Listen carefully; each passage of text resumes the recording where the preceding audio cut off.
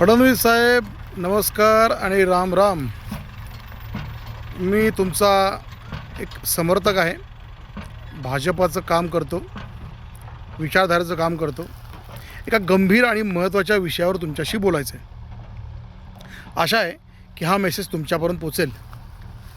तर दरवर्षी डिसेंबर महिना आला आणि डिसेंबर महिना संपत आला की सोशल मीडियावरती पोस्टी सुरू होतात. 500 जणांनी 28,000 लोकांना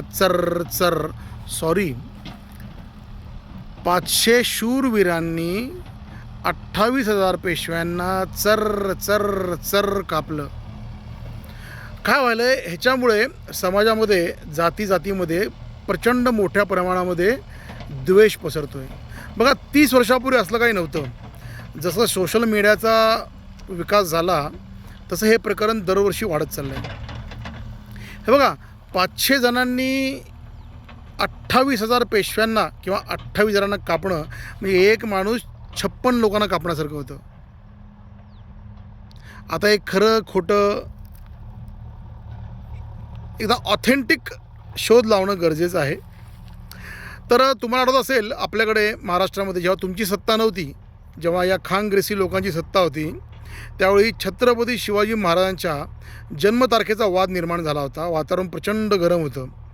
जन्म दिवस जो आहे, त्यांची जयंती आहे छत्रपतींची, ही तिथीनुसार करायची का तारखेनुसार करायची हा खूप मोठा वाद पडला होता. आणि हिंदुत्ववादी आणि तथाकथित सेक्युलर लोक ह्यांच्यामध्ये वाद होत होते. तर त्यावेळी तत्कालीन खानग्रेसी सरकारने एक समिती नेमली. समितीमध्ये ऑब्व्हियसली सगळे बी ग्रेडी आणि बामसबी भुरटेच भरले होते. तर त्यांची समिती नेमून त्यांनी निष्कर्ष काढला आणि मग छत्रपती शिवाजी महाराजांची जयंती ही तारखेनुसार करायची असं ठरलं. मग माझं तुम्हाला या निमित्ताने आवाहन आहे की तुम्ही एका भारतातल्या सगळ्यात श्रीमंत, सधन आणि चांगल्या पण त्याचवेळी जातीयतेच्या द्वेषामध्ये होरपळलेल्या राज्याचे प्रकांड पंडित महान असे मुख्यमंत्री आहात तुम्ही. शरद पवार सारख्या धुरंधर राजकारणाला तुम्ही चितपट केलेलं आहे, जे कोणालाच म्हणजे पाप जन्मात शक्य नव्हतं. तर तुम्ही एकच काम करा फडणवीस साहेब, मेहरबानी करून तुम्ही आता एक चौकशी आयोग नेमा. चौकशी आयोगामध्ये जे चर्रवाले लोक आहेत त्यांचे जे चांगली लोक आहेत ती चांगली लोकं घ्या. थोडी जी कापली गेलेली लोकं आहेत त्या 28,000 पैकी त्यांचे पण काही लोकं घ्या. नंतर या दोघांचे जे बॉस होते म्हणजे जे महाराष्ट्र राज्याचे खरे मालक म्हणजे आमचे मराठा बांधव, छत्रपतींचे वंशज, त्यांना घ्या. आणि त्यानंतर जो यातला मूळ सूत्रधार होता तो म्हणजे कंपनी सरकार, ब्रिटिश सरकार, त्यांच्या प्रतिनिधीला घ्या.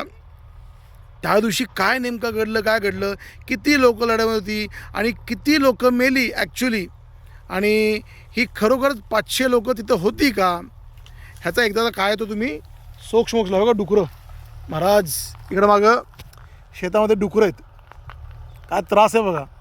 आता इथं कंपाऊंड पण मारायचं आहे.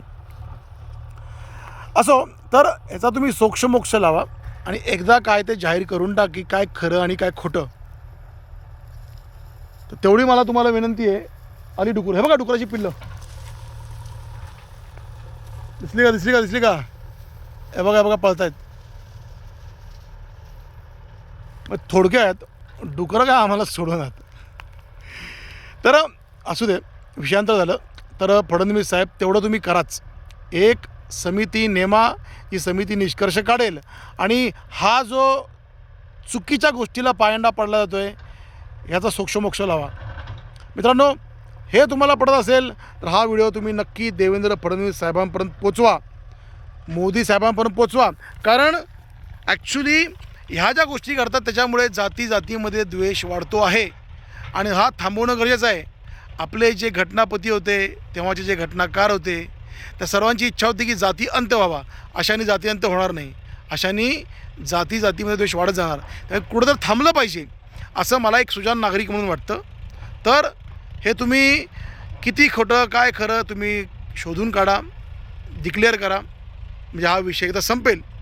आवडला असेल व्हिडिओ तर शेअर करा जास्तीत जास्त. प्रोफाईलला फॉलो करा यार. मी एवढं चांगलं बोलतो आणि तुम्ही फॉलो करत नाहीत आणि तुम्हाला इन्व्हाइट करावं लागतं. इन्व्हाइट केलं तर 100 लोक इन्व्हाइट केलं तर फक्त 10 लोक ॲक्सेप्ट करतात. तर काम करा. जय श्रीराम.